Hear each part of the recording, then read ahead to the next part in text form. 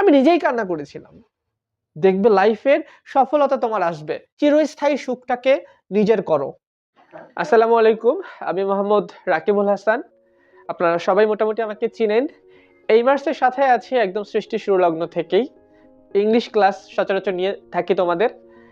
সে জায়গা থেকে আজকে কিছু কথা বলার জন্য এসেছি। সবসময় তো পড়াশোনা নিয়ে কথা বলি, আজকে একটু ভিন্ন মাত্রায় কথা বলি। স্পেশালি তোমরা যারা এসএসসি ব্যাচ রয়েছে, অর্থাৎ আমাদের প্রস্তুতি ব্যাচ রয়েছে। আমাদের আলহামদুলিল্লাহ এবারের প্রস্তুতি ব্যাচে আমাদের বিগত বছরের তুলনায় সর্বোচ্চ সংখ্যক স্টুডেন্ট এখান থেকে পাঠদান করছে। এছাড়াও আমাদের যারা অনলাইন শিক্ষার্থী রয়েছে প্লাস বাহিরের রয়েছে, সবার উদ্দেশ্যে কিছু কথা, জাস্ট কয়েকটা পয়েন্ট বলবো। আমাদের একটা জায়গায় খুবই গোলকধাঁধায় থাকি আমরা, যে আসলে এত পড়া হয় না কেন। আর 2 নম্বরে যে সমস্যাটা হয় সেটা হচ্ছে ক্লাস করছি, কোচিং করছি, প্রাইভেট পড়ছি, তবুও রেজাল্ট খারাপ হচ্ছে। এর পিছনের মূল কারণটা কি জানেন? প্রধান কারণ হচ্ছে আমরা কখনোই পুরাতন পড়া রিভিশন করি না। অর্থাৎ সে ধরেন আমি রাকিব আজকে তোমার ক্লাস নিলাম, আজকে আমি তোমাদেরকে নিলাম হচ্ছে ট্রান্সফরমেশন অফ সেন্টেন্স। এখন আমি টিচার, আজকে যে ক্লাসটা নিলাম এই ক্লাসটা কিন্তু আমি আর তোমার নিব না।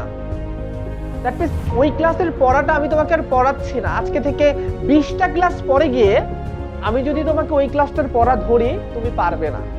অথচ আমি যখন ক্লাসটা বুঝাইছি তখন কিন্তু তুমি বুঝতে পেরেছো এবং তুমি বলেছো ওয়াও নাইস, ভেরি গুড, এত সুন্দর স্যার, অনেক সুন্দর বুঝায়। বাট ফলাফল কিন্তু আমার জিরো। কারণ বাসায় গিয়ে আমাদের যে প্রতি সপ্তাহে অন্তত একবার করে রিভিশন করা উচিত, এই কাজটা আমরা করি না।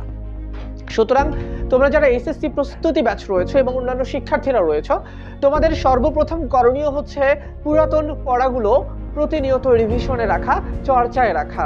অর্থাৎ সপ্তাহে অন্তত একটা দিন পুরাতন পড়া রিভিশন করবে, অন্তত একটা দিন বলছি। দ্বিতীয়ত যে কাজটা সবথেকে বেশি করতে হবে সেটা হচ্ছে আমাদের আশেপাশের পরিবেশ থেকে একটু সংযত থাকতে হবে।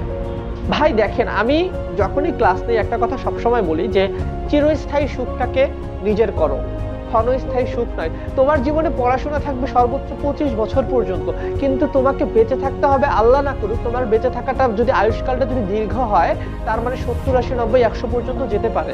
তার মানে ওই দীর্ঘ সময়টা কিভাবে সুখ পাবে সেটা চিন্তা করো। এই 25 বছর না দেখতে দেখতে চলে যায়। আমি রাকিব এখন মাস্টার্স পড়ছি, কোন দিক দিয়ে চলে গেছে জানি না। ঠিক তেমনি তোমার ক্ষেত্রে এই টাইমটাতে নিজেকে সংযত রেখে শুধুমাত্র নিজের একটা লক্ষ্য ফিক্সড করে আগায় যাও। দেখবে 25 বছরের পরে তোমার পিছনে মানুষ ছুটছে, বন্ধু, আত্মীয় স্বজন, টাকা পয়সা, কোনো দিক থেকে তোমার কোনো সমস্যা হবে না। চ্যালেঞ্জ দিয়ে বলতে পারে, লিখে নিতে পারো তুমি, এটা খেয়াল রাখবে। আর সর্বশেষ আরেকটা কথা বলবো, সেটা হচ্ছে পড়াশোনার ক্ষেত্রে অবশ্যই অবশ্যই ছোট ছোট নোট ডাউন করে লিখে লিখে পড়ার অভ্যাস করবে। আমরা লিখে পড়তে চাই না। বইয়ের পড়া মাথায় রাখবা, একটা পৃষ্ঠা তুমি যখন পড়তে থাকো, ওই পৃষ্ঠা অনেকগুলো লেখা থাকে, সবগুলো লেখা কিন্তু তোমার মাথায় ঢুকানোর প্রয়োজন নেই, ইম্পর্টেন্ট গুলো দরকার। সো তুমি সেটাকে ফলো আপ করে নোট ডাউন করে সুন্দর করে লিখে লিখে পড়ার চেষ্টা করো। দেখবা একটা জিনিস তুমি যখন পড়ছো প্লাস লিখছো, এই জিনিসটা তোমার মেমোরাইজিং হচ্ছে ভালো এবং এটা তোমার স্থায়িত্বটা বেশি হচ্ছে, যেটা পরবর্তীতে কাজে লাগবে। আরেকটা এটার সাথে সংযোজিত করব, সেটা হচ্ছে পরীক্ষার হলে কোনো প্রশ্ন বাদ দিয়ে আসবে না।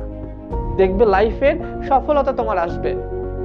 যারা এসএসসি তে আছো, সামনে ইন্টারে উঠবে, এসএসসির রেজাল্ট খারাপ হলে অনেকেই দেখবে ডাক্তার হবার স্বপ্ন দেখে, পিছপা হবে।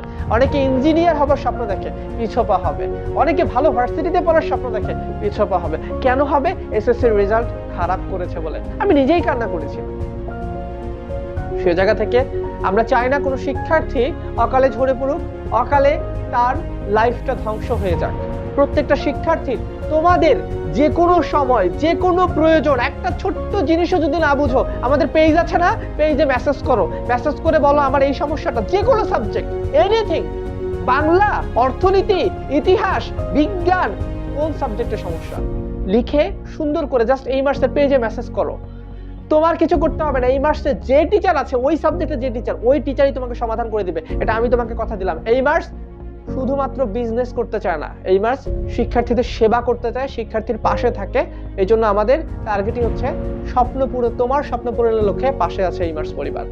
এবং এই ব্যাস পরিবার আছে, থাকবে সর্বদা তোমাদের সাথে ইনশাআল্লাহ।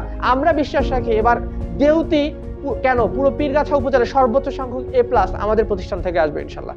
সকলে ভালো থাকো, সুস্থ থাকো। যে কোনো প্রশ্ন আমাদের এই কমেন্ট বক্সে জানাবে এবং সামনে তোমাদের সাথে আরো অনেক কথা হবে। আল্লাহ হাফেজ।